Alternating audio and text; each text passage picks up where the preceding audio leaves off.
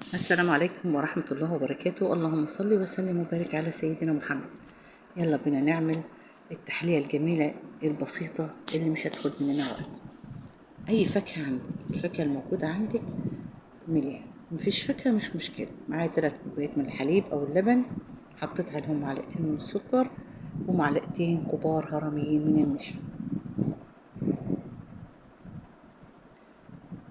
وقلبتهم حلو على البارد، وشوية فانيليا، وعندي بقى ايه، باكت من الكريم كراميل.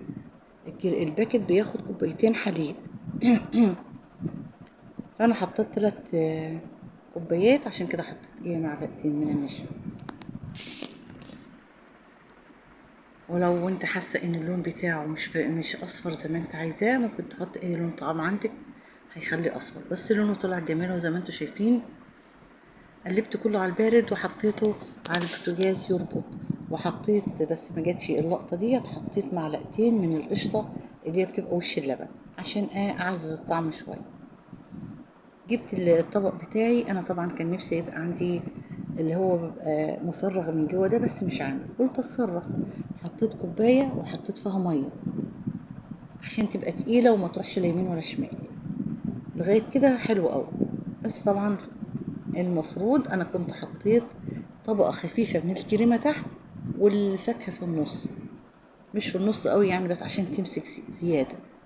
فلما تيجي تعمليها يا ريت تحطي طبقه خفيفه من تحت، او طبقه جيلي، اكنك بتحط طبقه جيلي عشان تمسك.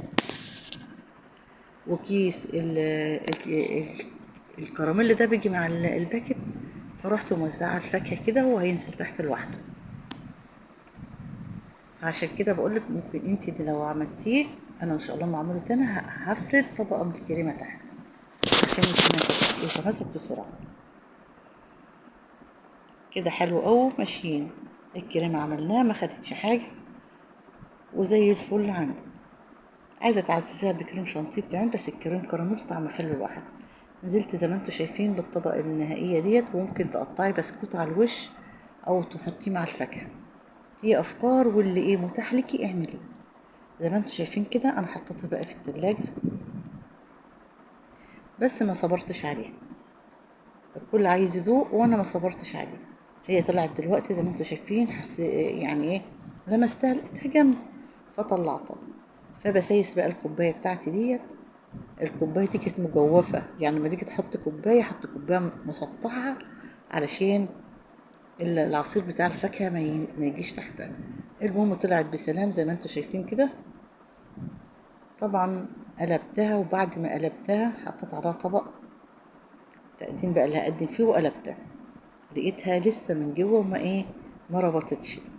بس بصراحة طلعت تحفة وطعمها لذيذ جدا.